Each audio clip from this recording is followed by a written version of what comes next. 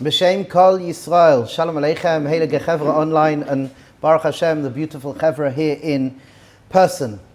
So first of all, wonderful ones, change and transition wherever we were a few minutes ago. Just come in, Das Tachtoin Chitzoni, spatial awareness. Just take a moment to look around, Das Tachtoin Chitzoni, and Das Tachtoin, in a moment, Pnimi. So first take note, where are you right now? What's the space that you occupy right now? Just look around and listen to the sounds around you and feel the ground under your feet.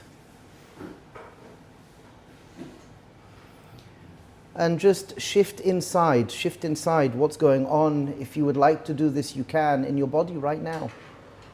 And just ask, Ma ani margish, what am I feeling in my body right now? Habata, lahabit, to observe, non-judgmental observation. What am I feeling in my body right now?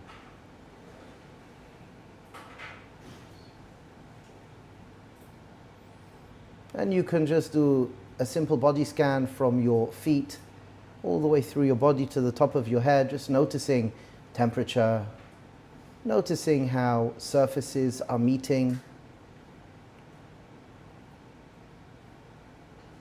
noticing looseness or any tightness, any itches.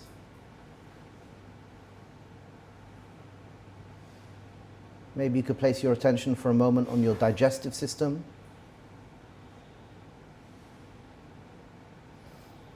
And shift your attention to your heart, maybe. Can feel your heartbeat.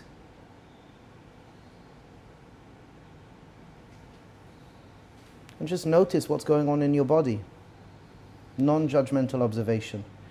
And now let's shift our attention to our feelings. What am I feeling? What emotions am I experiencing right now in the present moment, if any? You cannot go wrong. You can't go wrong. You can only be right. Unless I say you're wrong. You can only do right. What feelings are you feeling right now?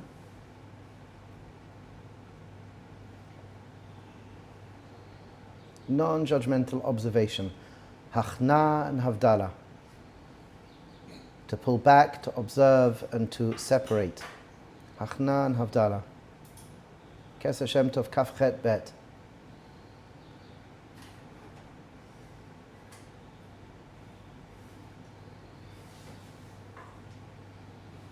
And to become aware of any thinking, any internal dialogue,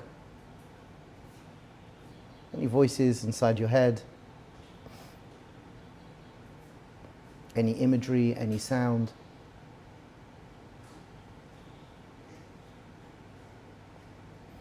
And simply, to the best of our ability, to be here, to be now. Right now, that's all there is. We are here in our body.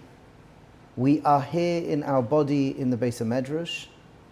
We are here in our body in the Beis HaMedrash, and that's it. There's no yesterday, there's no past, there's no tomorrow, there's no future. We're here right now. And a gift it is. Ein shuva ela ata.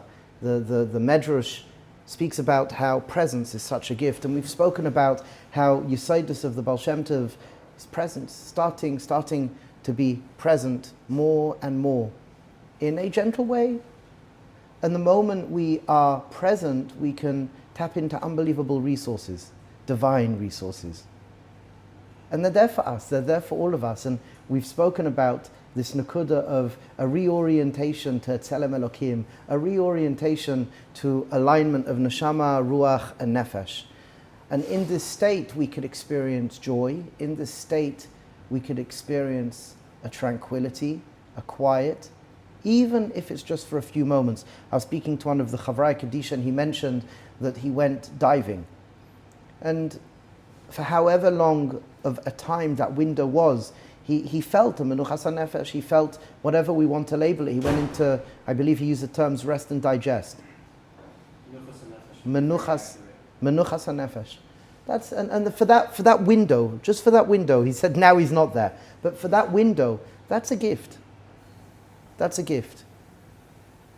So, Chazda Hashem, I just want to start off by reminding ourselves that we're part of Am Yisrael, and Am Yisrael has a beautiful job to do. Not easy, and sometimes we will label it not fair from our perspective, but the fact is that we've been doing this for a very long time. We've lost in exile something, and we are speaking a language to bring back, which actually is one of the messages I got from 2 weeks ago. Last week I didn't share any messages that people spoke about. I've got now a whole list, and I never go through all of them anyway. I'll pick one, Be'ezras Hashem. But the Nakuda is, Chevra, we're part of something great, and we're living in such a great generation. We really are. We're living in such a great generation. And if we can create, if we could assemble the ability to separate the noise from actuality, we're rich. We're rich. We're rich in wisdom. We are rich in wealth, in physicality. We are rich as a nation. Chazda Hashem. And there's this balancing act. It's true to hold everything that we have. But the fact is, we're living in incredible times. You and I, we are all incredible. And to recognize the godless of the Adam, something which is very confusing for people today. But the Nakuda of recognizing how big we are. We had a work-inspired, what's it called, what we did online, webinar. We did a webinar. We've got, Baruch Hashem, an up-and-coming work-inspired Chabura. And we're opening the gates to the next number of months. And we were speaking about, somebody asked about the Indian of kavod, and we're told how we shouldn't have kavod. We shouldn't have kavod. Like, we should run away from kavod. But there's an element of kavod. The Maharal speaks about this in terms of parnasa. We shouldn't. We shouldn't receive. We shouldn't run after kavod. We shouldn't feel like a kavod. But there's this nakuda which is very. Thank you for distinguishing if I said differently. This nakuda of feeling kavod is something from a baseline that we need. When we speak about running away from kavod, when we speak about the ego, there is an unhealthy ego and there's a healthy ego. As Reb Shalom Shachner HaTzadik says, the ego ain't my amigo, but at times the ego is my amigo. This nakuda is such an important reality that you should have a sense of self. And as the Pilsner Rav would say, Halavai people will be more Balei Gaiva today. Halavai, people will be more Balei Gaiva. Obviously, we're speaking in a healthy, helpful way. And they're markers. How do you know if you are a healthy Baal Gaiva? You can get things done. This is actually what we're going to discuss in the next part of our kuntras. You can get things done. You feel good to communicate. But where does the measuring of Gaiva begin and end, if it's healthy or not healthy? If you're a healthy Baal Gaiva, you can take criticism. Somebody can say something to you, and you will actually say, okay, thank you. You don't have to attack back. You feel centered. Like there's a reality check. If you have a teacher, you can take guidance from the teacher. There's metrics to healthy gaiva. And it's fascinating to note, there is a distinction of gaiva that we can call insecurity. Gaiva is insecurity. When somebody has to put themselves forward and look different and act differently, that's insecurity. When a person is really secure in themselves, and that's what we're speaking about, when you become aligned, neshama, ruach, and nefesh, when you recognize you're always relating to your narrative in the present moment, and there's a malleability to your narrative, and that's what Avodas Hashem is. That is what we're trying to do. We're trying to create a new, better, healthy, wonderful, wondrous narrative. So the Indian of Gaiva, to feel good in who and what you are, I spend a lot of time doing that. I tell people in the Beis HaMedrash, you know this, be more of a Baal Gaiva. A lot of people are insecure. That's unhealthy, unhelpful Gaiva. We want to have a gaiva where I have a sense of dignity, a sense of pride in what I do, a realization that if I do this mitzvah, it's helping the world. If I'm Isaac in my Avodas Hashem properly, I'm bringing a revelation of Godlight in the world that's never been around before, since the beginning of time and since until the end of time. It's never been around before. And again, remember the halachas in Shulchan Aruch, Reish, Lamed, Aleph, Orach Chaim, a short set of halachas that speak about doing things l'shem shemaim. So there's Olam HaTorah, which puts us all on the same page. Olam HaTorah is Torah and mitzvahs. That we keep the same mitzvahs, we learn the same Torah. We're learning Tanakh. We're learning Mishnah, Tosefta. We're learning Bavli, Yerushalmi, Midrashim. We're learning Rambam, Tur Beis Yosef, Shulchan Aruch. All the way down, we're learning the Musa Sfarim, the Hashkafa Sfarim. We come to a minyan and we daven together. What is davening in a minyan? Davening in a minyan is rehearsing and remembering our national statement, our national mission statement. That's what tefillah is. Yet there's Olam HaRashus, halachas of Reish Lamed Aleph, halachas of Rashus. What's the halachas of Rashus? The work that you choose to do, the career you choose to have, the clothes that you choose to wear, the hashkafa under the understanding of Messiah, the hashkafa you choose, the sfarim that you like to learn, the music you like to listen to. And there's a balancing act. There's a balancing act. There's fitting in, but there's as well the self-expression. And it's very beautiful. We spoke about this Pesach time several times, that slavery is real and slavery still exists. If somebody's in the office and the boss tells them, when they say they're about to leave at 5 o'clock, no, I need you to finish this paper. And the employee may turn around and say, but it's 5 o'clock, I need to leave work. I can come back tomorrow. What work tomorrow? Oh, okay. So I'll finish the job. But that's, I speak to a friend of mine, he's a lawyer, and he's a junior lawyer, and he has to work many, many hours. Slavery still exists. Slavery is part of the human condition on every level. But the question is, who is your slave master? So if it's a paro, that diminishes your sense of self. If it's HaKadosh Baruch Hu, the way we megala HaKadosh Baruch Hu is by being the fullest, most amplified expression of who and what we are. And there is this balancing act, and that's the nature of life. That's the nature of life. And we want to try and find that balance point, and it's not easy. It takes effort. It takes hopefully having the proper guidance. And I know in our Beis HaMedrash, in this generation, it's not easy. And Chazal tell us, the Gemara Bavli Sanhedrin tells us there'll be pockets of people who work very much on this balancing act. And I do hope we're trying to be realistically and authentically a voice in the exile, which is a voice of reason, which is not getting caught up in this or that. And the reason why I say that, because I try to remember, and the mahalach and masorah that I've received is trying to remember the fundamentals. And then within the fundamentals, it's nukud of das, maturity. It's less about fully with what you are doing and how you are doing it. Obviously, we keep the Shulchan Aruch without any question, and it's very much about your sense of self, your sense of consciousness in how you do it. And I say that very carefully because there's so many people today who they're going into therapy, and it's this odd reality where people are, in order to heal, they have to drop Torah mitzvahs. Maybe there's truth to that, I don't know. But I've definitely worked in the mental health field for many, many years, and for sure a person can still heal and be in the world of the Shulchan Aruch. It's not necessarily about, again, what you're doing. It's very much about how you're perceiving. And that's the language that we're trying to share here. And it's not easy, I get it, it's not easy. And before I go into what somebody asked, which is very much about this, I just want to remind ourselves that we are part of a chain.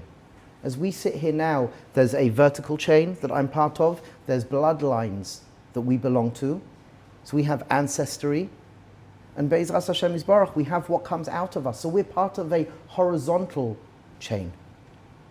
And we're part of a vertical chain, that I'm in this generation, And I'm part of a family, part of a community, I'm part of a nation, part of a species.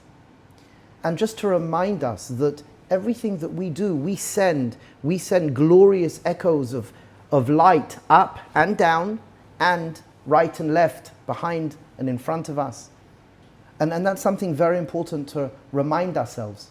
So as we go into this, just to remember how we have such an opportunity, a responsibility, an opportunity to remind ourselves of our greatness, of our power. And we can make a difference. Just by mentioning a few names, we can make a difference. So Lilu Nishmas Yaakov Binyamin Ben Rachamim. Lilu Nishmas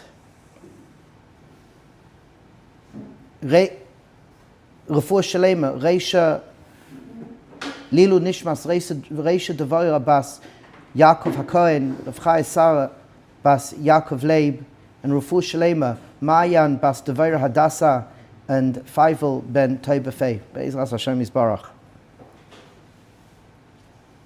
To add in as well, one of the Zaydas, the Ropshitzer, Heilige Ropshitzer, Chazda Hashem, it was just his Yortzeit, Rav Naftali Tzvi, and Menachem Mendel. Be'ezras Hashem, may you cause a lot of laughter and keep on causing a lot of laughter. So, somebody asked this question about the balancing act of the reality of working on our Kedusha and Tahara, as well as being practical, being sensible. And he spoke out a few things in this email that he sent, and he was asking how this plays into that. So let me just explain what he was saying. He is living in Monsey. How do you say Monsey? Monsey. Monsey. So he's living in Monsey. So he's living in Monsey, and he was sharing how, on one hand, in his life, he went to all the regular yeshivas, and he loves it. He had such a good upbringing, and he loves it. And he's makpid on halacha, and he's makpid on kedusha and tahara. He goes to mikveh. But he does see a lot of people can't hold this standard. And he was talking about his children. And he said, like, the love and the light that I have for it, I want to pass on to my children, and it's not easy. How do we balance that up? I'm listening to these shiurim, and I get it. I get the individuality. I get the fitting in. So my response to him was, good luck. My response was, at first, good luck, and if you come up with good answers, please let me know. But go on. Something that you would say. Dancing on ice cream parties. Okay, yes. That's actually one thing I said to him. Okay. So I said to him, there's two aspects to this.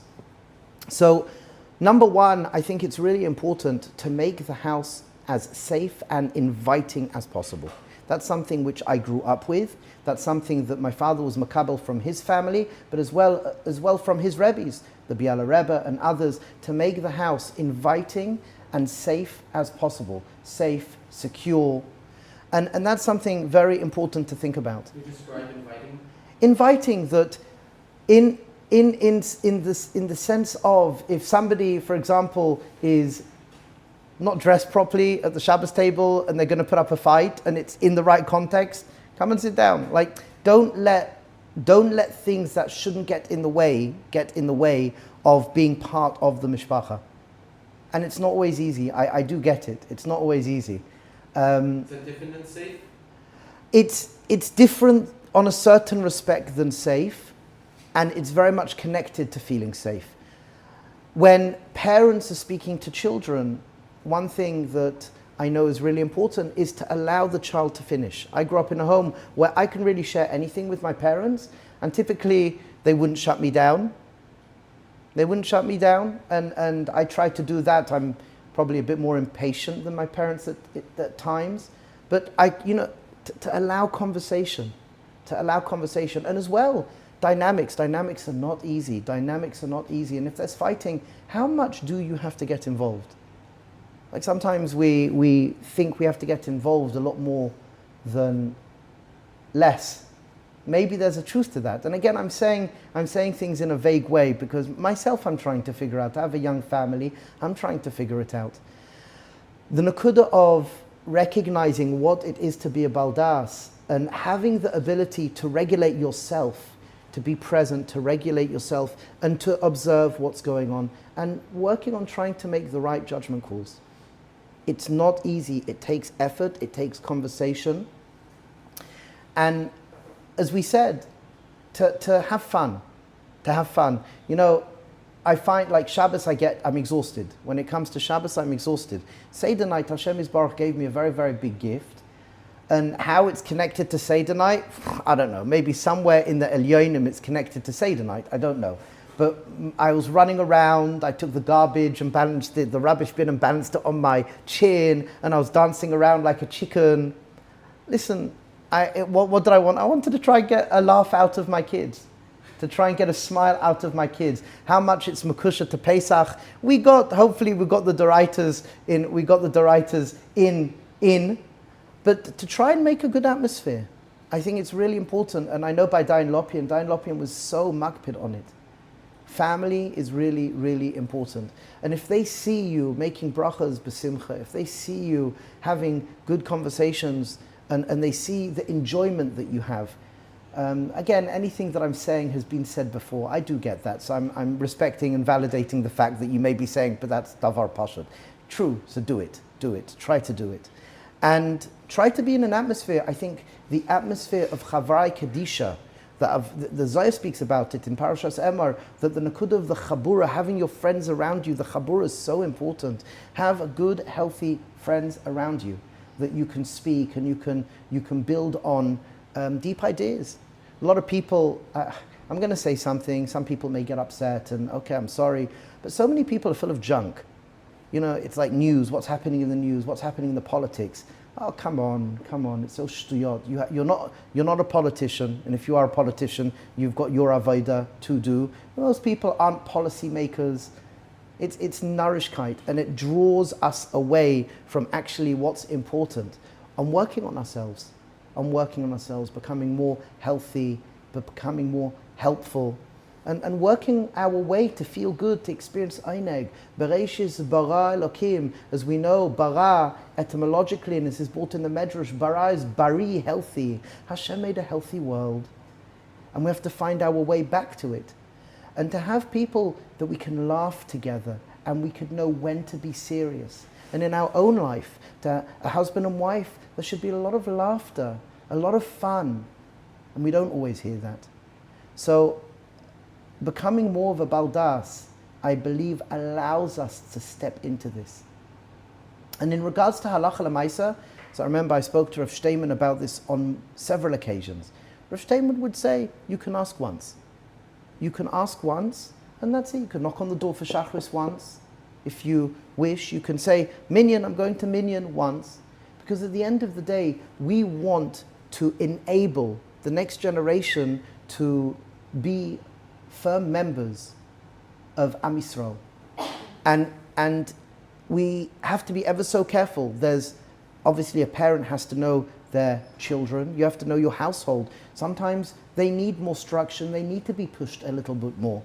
And sometimes actually they just have to know that you care. And eventually people will catch up. That's the hope. People will catch up. And it's tricky, and it's not straightforward, and it's not black and white. And sometimes we get it, and sometimes we don't. But this nakuda of the derech of avodah that we're sharing here just allows us to breathe. And as we align neshama, ruach, and nefesh, what starts to happen is that we could generate insight. And these, I could say it, openly, we've spoken about it, these are the first levels of Ruach HaKodesh, which we'll go into at some point. So I just wanted to bring that up. One other thing that he brought into consideration as an observation was the world of halacha. Now, we live in a very complex world today, and it's very fascinating because I know in my bloodlines and Messiah and Yichus, where we come from, for me is very, very important. For me is very, very important, and I'm very proud of my bloodlines, and you've all got your bloodlines, and you should be proud of it as well. And I know from my father's parents, they're Spanish and Portuguese. My grandmother was from Greece, and my grandfather was from Turkey, Edirne. And the Spanish and Portuguese is a dying breed. What do I mean by a dying breed? The Spanish and Portuguese and the Italian Jews, my great-grandmother was Italian, they had a certain hashkafa, a certain outlook, which was very integrated. And I was zoichet to learn. I was zoichet to learn the heroes, the rabbonim of the Spanish and Portuguese world and world outlook, whether Reb Chaim David Halevi in the latest iteration, or for example Rav Uziel, going back to different giants that we had a shaykhis in our family, Rav Eliyahu ben Amoza, or even Rav Shmuel Lutzato, and many others. And there's this integration and moderation in understanding how Psak Halacha works. Now, sometimes what comes with that, and this is what I think upsets people, you have like the more open, more modern, and sometimes it seems more rational. And then you've got a more, whether Eidut HaMizrach, Sfardi, depending which, again, Sephardi, because that branch of Sephardi Jewry is fallen away a little bit. But you've got Eidut HaMizrach, or you've got your more yeshivish. So the Psak Halacha, more Hasidish, the Psak Halacha tends to be different. There tends to be more in place, in Levush, and it's sometimes more rational, but there's emotion there as well. And it's very interesting because as I spoke to a friend of mine, and we have a mutual friend, this person that asked the question, we have a mutual friend, and he's very much in the more modern Orthodox camp, and I said to him, the Spanish and Portuguese more modern camp, and I said to him, did you ever think about closing your eyes while davening? And it was an interesting conversation because it was foreign to him. Because he prides himself on the rationale. This makes sense, this doesn't make sense. We were speaking about, and this is why Limud HaTorah Be'iyun is so important. We were speaking about Chalav Akum. And if you hold Chalav Akum is a chashash, if you hold it's a chashash, then you can have room to play, do it, not do it. But if you hold it's a gezerah, if you hold Chalav Akum is a gezerah, you can't touch it. Until Moshiach comes, you can't touch it. And it was very interesting because we were speaking about the union of gezerah and chashash.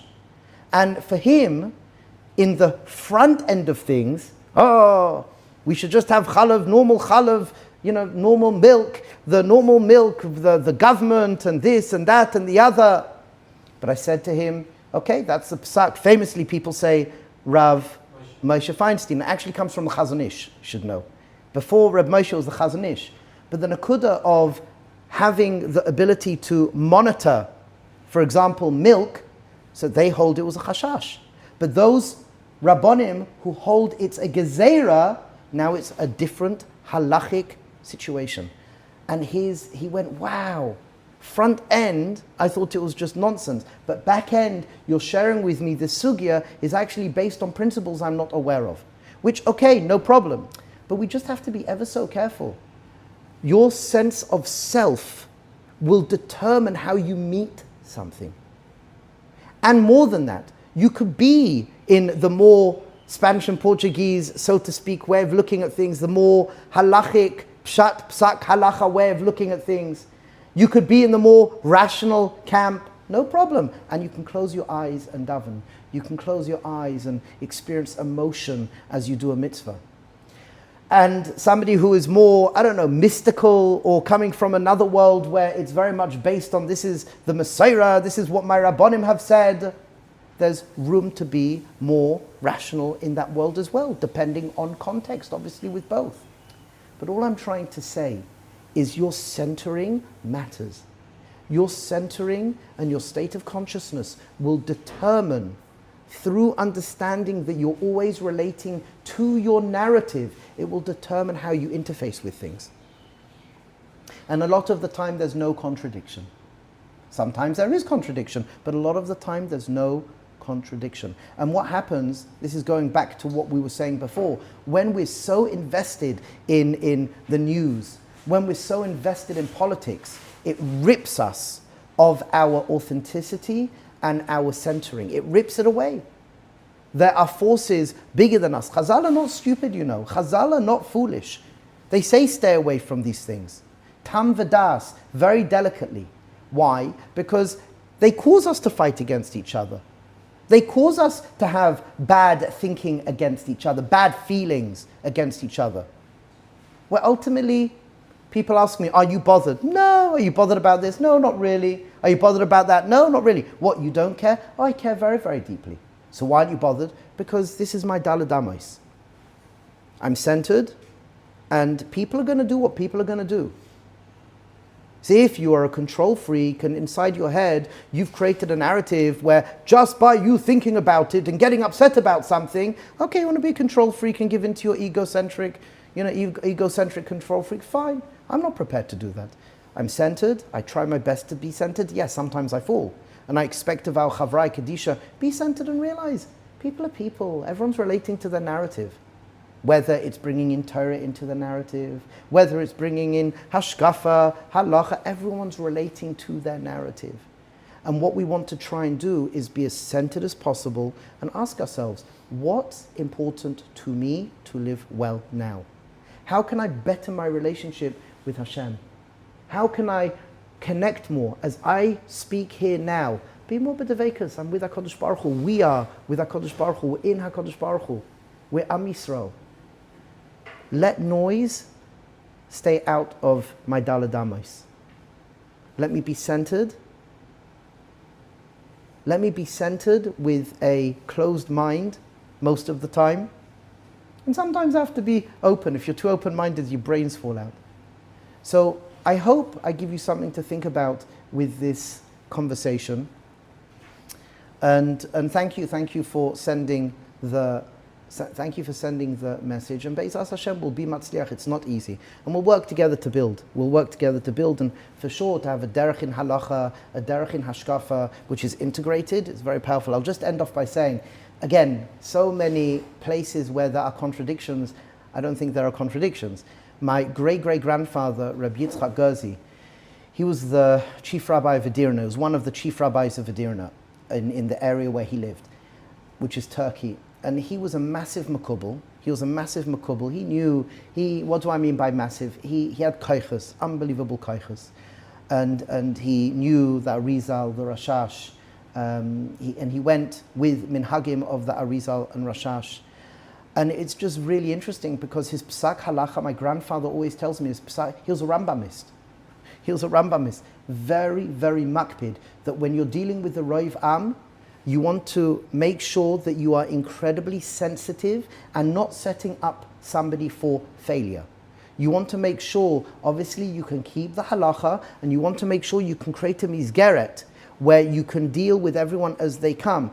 And that's something, again, shimush. A person can learn words on a page and they can learn for smicha. Shimush is so important, to learn from somebody to see the application of how halacha works in real life. And I remember Dayan Lopin would always say that he would give somebody, this is based on the Rogatchover that he got from his Masor, that he got from his grandfather, he would give smicha to somebody who doesn't necessarily know all the material well, but he knows that he will ask, or he knows that he knows where to look, rather than a person that knows all the information but doesn't have a shaykhus to Masora, doesn't have shimush. And this is, again, something very important. It's interesting, people ask me about AI, about can you ask the computer, Google, or AI a shaila? Well, it's beautiful just to think about. The Gemara in Bracha says you have to have shimush. Shimush is a living, breathing human being. Very interesting. Very interesting. Very, very interesting. So, okay, any questions before we move on? Just any questions on what we've discussed here?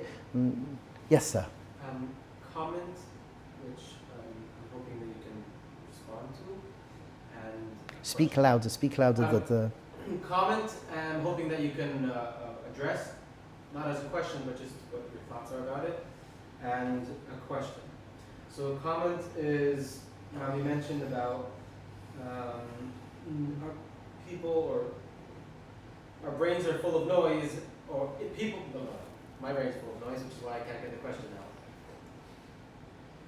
Looking at the news or following the news, politics, and getting involved in that stuff, even though we're not politicians, as I understood, is basically a waste of time. It can be. Depends on the individual. Sometimes a person has a natiyah where they get a certain enjoyment and they can think and it's good for them. But for majority of people, I have not found that. So something that I found is that when I'm in an unhealthy place, sometimes it's settling just to have my mind focus on what's going on in the greater world around me, and I don't have the capacity at this moment to get into a place of das. So it could be if you're deliberate in your usage, that would be a okay way to use it. Yes, but some people, they believe it so much that they end up, everyone's like, oh, this one's this. They believe what they hear so much in an unhelpful way that separates, not brings us together, not creates an Am Yisrael.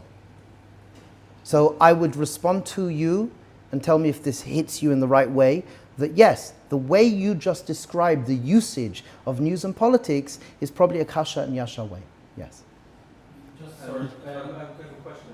Yes. Okay, fine. And the question is, we started off with Habata, talking about alignment, right? And Ein Tshuva Ala'ata is alignment and Menuchas Nefesh synonymous? No, because a person, so is alignment, is becoming Yashar, Yediyah, Shmiya, and Re'iyah, Yashar, Neshama, Ruach, and Nefesh, is it synonymous with Menuchas HaNefesh? Not necessarily. A person can be in a state of Yishuv Hadas, and they may not be in a state of Menuchas HaNefesh. What is the experience of that? I may know that I'm angry inside. I may know that this part within me has arisen. I may be aware of it, and yet it's there. So that's not Menuchas HaNefesh. To have it the other way around is you can't. So you can't have Menuchas HaNefesh, you can't have Yishuv Das without Menuchas HaNefesh, but you can have Yishuv Das without Menuchas HaNefesh. A person can just be calm, sometimes without awareness of it? Typically, yes. You'll feel calm, and then you may say, oh, look, I'm calm. So that means you've now made that shift. Because drugs? I'm not going into that now. But okay. Yes, sir. No, just about the news, I think that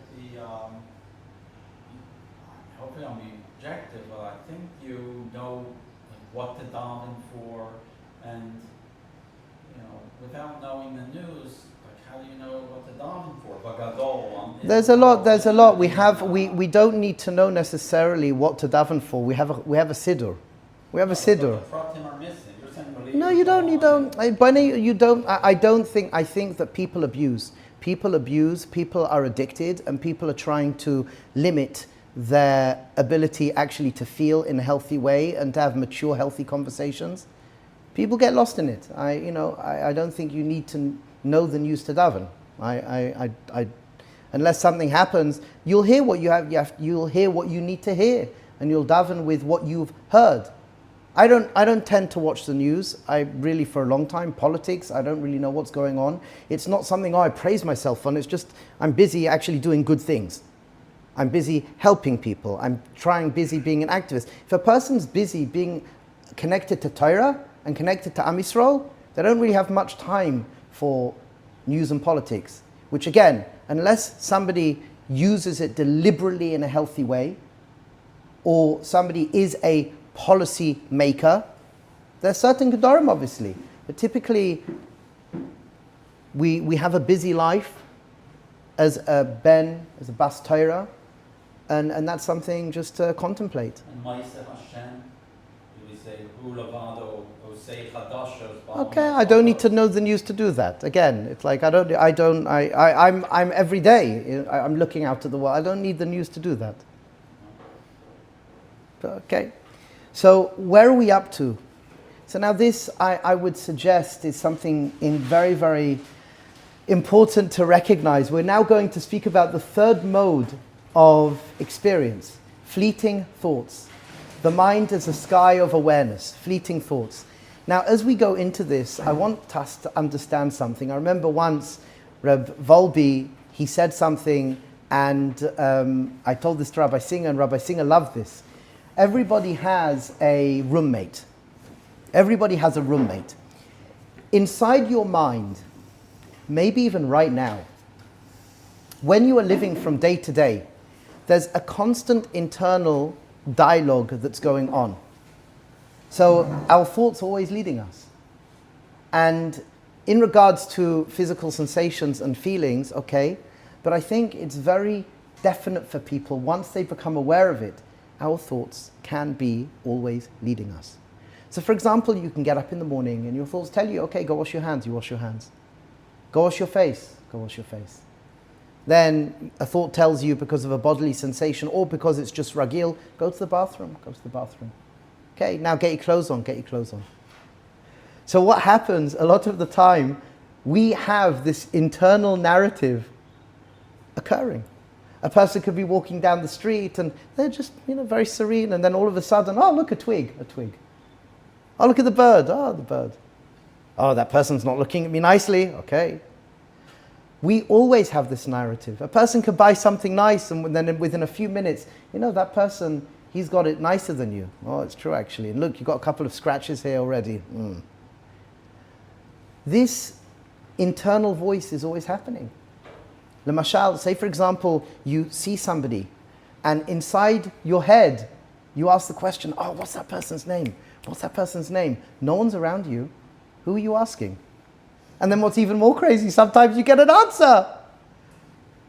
You get the person's name. Who gave you the answer? Or for example, you are trying to remember a source for something, a makor, and it's like, oh, what's that called? I heard that shit. Where did I hear that? Oh, that's right. You hear a voice, gives you an answer. We try to remember someone's telephone number. Oh, what's that person's telephone number? Bang, you get the telephone number. So what happens, it's very natural in our life that number one, we can ask ourselves a question and we can get an answer from inside. No one's around me. What's even more exciting is when I can bring out the fact that I could be leaving my house and a voice comes up and tells you, you left the keys on the table. Oh, whoa, I left the keys on the table. Or for example, you left your wallet. Or you walk around the house and you're asking yourself, where did I put my socks? There's constantly a conversation that could be happening, sometimes deliberate, and sometimes not deliberate. And a lot of the time, if we're not careful, a person can live a whole life and they never realize that they were living their roommate's narrative and not actually living the life that they want to live. And Rav Volbe said, just imagine if you take that voice inside and you put this voice beside you, you may end up hating the person next to you. You want to go to bed at night, and what happens? The voice tells you, oh, you're hungry. I know, but I need to go to sleep. Yeah, but you're hungry. Go get something to eat. I don't want to get something to eat. Now I need to sleep. But you're hungry. Oh, it's true, I am hungry. Maybe I should get something to eat. Or for example, you wake up in the morning, it's like, oh, I need to get out of bed. I need to get to work. Oh, but it's so nice and warm. Stay in bed another few minutes. This voice is always there. And again, if we would have this voice as a person next to us, how would we relate to them? It's very fascinating, but this is the way that we've been created. This voice, as we know by now, is coming from the nefesh. And either we could truly believe it and we're following its lead wherever it's taking us, or we become a Baal Daat and at stage one just recognize, within this system that we're speaking about, I can be aware of an internal voice. Okay, maybe I'm not aware of it yet, but just to know, okay, that sounds interesting. And then all of a sudden, one day you're doing something and you realize, I was just aware of that voice. I was giving a shiur some time ago and we were speaking about this, and there was an individual in the audience who started to laugh loudly, and they looked, oh, sorry. And I said, okay, come on, you have to tell me what just happened. So as you're saying that I'm always relating to a voice inside your head, this is what happened. I realized after a few minutes, I started by saying to myself, I don't relate to any thoughts inside my head. I have no thoughts inside my head. And as you were talking, it's like, there's no thoughts inside my head. What's he going on about, thoughts inside my head? And he's sitting there quietly. And after a few minutes, he realized he missed everything that I said because he was listening to the thought inside his head. He burst out laughing. This is always happening. And the question is, what do we do about it? Can we do something about it? Why are we interested in doing something about it?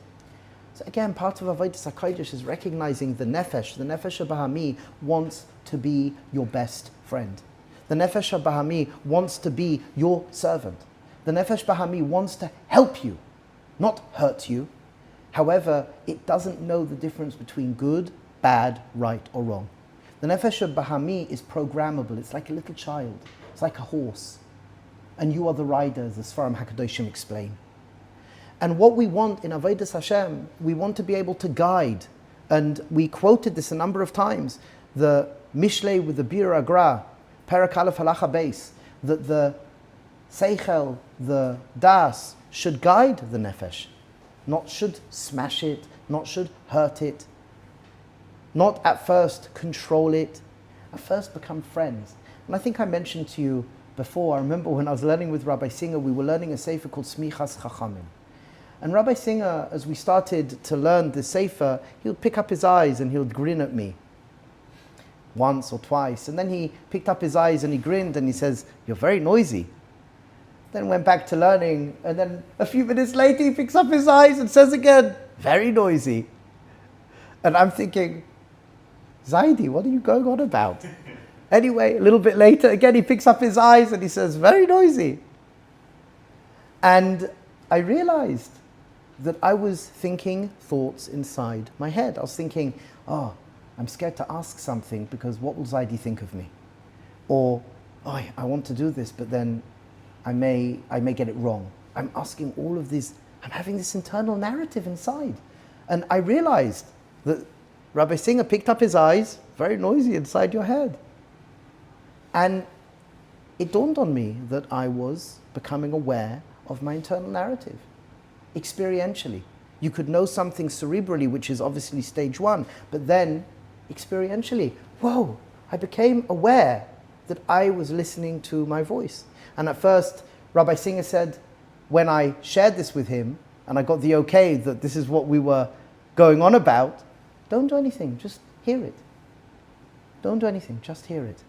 Because a lot of the time, we actually abuse ourselves. A lot of the time, we're so self-critical, we hurt ourselves, and we get locked into these cycles of entanglement, you know what I'm talking about, that can last for a long time. And we take things very personally, we get upset. We can end up going on this ride that's not connected to who and what I want to be at all. And sometimes these internal dialogues take us to painful, hurtful places of resentment, of embarrassment. But stage one, when I know how I work, and I can objectify a little bit, and I can become aware, hachna, havdala, even the narrative inside of me, even though I may not be able to change yet the narrative inside of me, but just have the conversation, I'm listening to really hurtful, painful voices at the moment. I know I'm not them, but I'm still feeling icky. That's already a breakthrough. And it's something very powerful. I would like to, let's start with this, and I've got something else, if we have time, I'd like to read from Shalos Tshuvas, Chelek Aleph, Shut 16. Yes? Did the Rebbe know your thoughts, or you just knew that he was... He obviously knew my thoughts. I'm sure he knew my thoughts. What about the, one of the Karma of Amunah, only Hashem knows a person's thoughts? So, it's not so, because Tachlis is there's many layers, there's a whole lifetime. So a person can pick up on it. A person can pick up on it. So it's not contradictory to that at all. Why So, not yes. say he saw you weren't focused, something was bothering you, thought he could... Because I didn't was know your focused. thoughts. I was focused. Oh, you were focused? Yeah, I was focused, I was engaged. But we can have this narrative and still look present and focused. And if you want to say, I didn't look focused and I didn't look present, you could say that as well. Fine, no problem. No problem. Whatever you want. You can come from the rationalistic perspective, gesundheit, it works well. Whatever one wants. I believe that he knew every thought I was thinking. That's what I believe. So, but again, just because I believe something, there's ways of rationalizing it, and that's no problem. We're not here to, remember, we're not here to fight, we're not here to argue, so that's why I'm agreeing with you. You're right. You're right. We could be very sensitive and we could be aware of somebody is in focus, not focus, and it could be very subtle. So yes, thank you.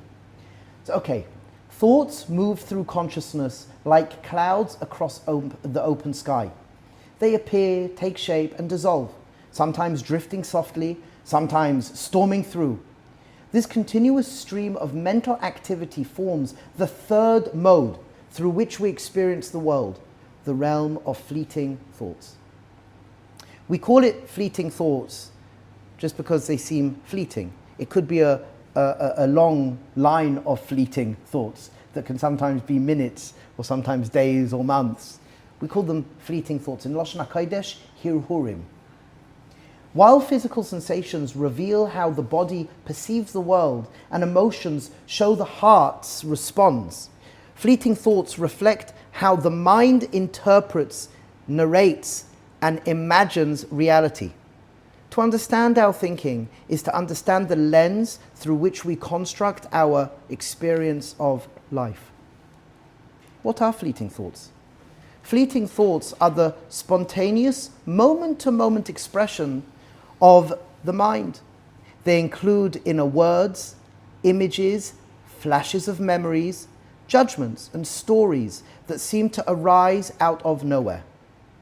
Most appear automatically without deliberate choice and can be verbalized. I shouldn't have said that. Visualized, a mental picture or face of a place, or even sensory. I remember that sound or smell. They are often called fleeting because they do not stay. A thought has no permanence. It exists only as long as attention sustains it. When we stop feeding it with focus, it naturally fades. The problem is not that thoughts arise, it is we identify with them, mistaking them for reality itself. And remember, my beautiful friends, what we have shared. Whatever you feed becomes stronger. Whatever is louder grabs your attention. The mind, the stream of consciousness, the mind constantly generates thought, sometimes helpful, often repetitious. It connects the past and the future, categorizes experiences and attempt to make sense of the unknown. Much of this stream operates beneath conscious awareness, like a river flowing under the surface of earth. When we become aware of the stream, we can see how many of our feelings, reactions, or even physical states begin with a thought. A single idea can quicken a heartbeat, tighten a muscle, or trigger an emotion. Conversely, observing thoughts without attachment can bring, at times, instant calm and clarity. The nature of thought. To study thought is to realize its ethereal nature. Ephemeral, nature, thank you. Thoughts are events in consciousness, not facts about the world. They represent symbols, stories, or echoes. They carry imagination, memory, projection, and interpretation, but they are not the truth itself. So by now I'm hoping with everything that we've been building, we understand my thinking is a lens. And the more pure I am in my centering and recognizing that I'm not relating to reality, but I'm relating to my interpretation of reality, when I actually can clean the lens, which is the ABCDs of Tikkun Hamidais. I'm cleaning my lens, I'm cleaning my perception, I'm developing healthy emunah. So what in fact is happening, that I'm actually more present and I'm seeing reality for what it is more than less, because my interpretation and my lens is cleaner and better. The nature of thought. To study thought, this understanding changes everything. When we stop believing, every thought, space opens. So when we stop believing, every thought space opens. The mind becomes transparent, still, active, no longer dominating our awareness. We discover that we have thoughts, but we are not our thoughts. Let me just read the last paragraph here. Our relationship between thoughts, emotions, and sensations. These three modes, sensations, emotions, and thoughts, constantly interact. A thought can trigger an emotion. What if I fall? Anxiety, which can in turn trigger sensations. Tight chest, shallow breathing. Yet the process can reverse. A calm breath can slow the body, which soothes the emotion, which quietens the thought. This is how already we can get into a state of menuchas hanefesh and yishuv hadas. When we observe thoughts without judgment, we begin to sense this interplay. We learn how consciousness moves from one mode to another, how a single idea can ripple through the entire system. Awareness itself becomes an integrating force. So this nakuda of what we are sharing, we are not our thoughts, we have thoughts. This again is one of the modes in which we experience life. And what we're trying to cultivate here is a conversation of awareness. Every single time we meet, there's a remembering, there's coming at it from different angles, and then there is a development. We're trying to remember and have a chazara, reminding ourselves of fundamentals, trying to come at it through different angles, adding in different elements, and we're pushing forward. And this is something incredibly important to think about. And more than that, to experience, hopefully, that you are awareness. And you could be aware of your thinking. You could be aware of your thinking. Now already next week we'll start to go into the, maybe next week we'll go into the exercises, or Bli Neder, maybe we'll read from Shalos Tshuvos, Chelik Aleph, on the nature of thought with some Makairos. But the nature of what we are sharing here is for you, Be'ezras Hashem, to make your life better. To make your life better, to live more fully, more expanded. And to recognize the more we become das, it's useful to us. It's helpful to us. You know, I was dealing with the Shalom Bayis situation, and they're really not in a good space. And Tachlis, I gave them the journey begins to listen, to the journey begins to read, and they're reading it together. They've got enough respect where they could sit and read. And it's interesting, just the journey of reading, the journey begins. Things are so much better with them because they realize it's like, okay, I'm just relating to my thought, and you are more important. Even though you drive me mad and I disagree with you, you're more important than my thinking.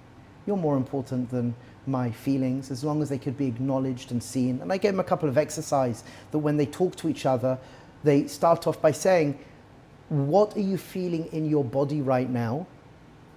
What are you feeling in your emotions right now? What thoughts are you experiencing right now?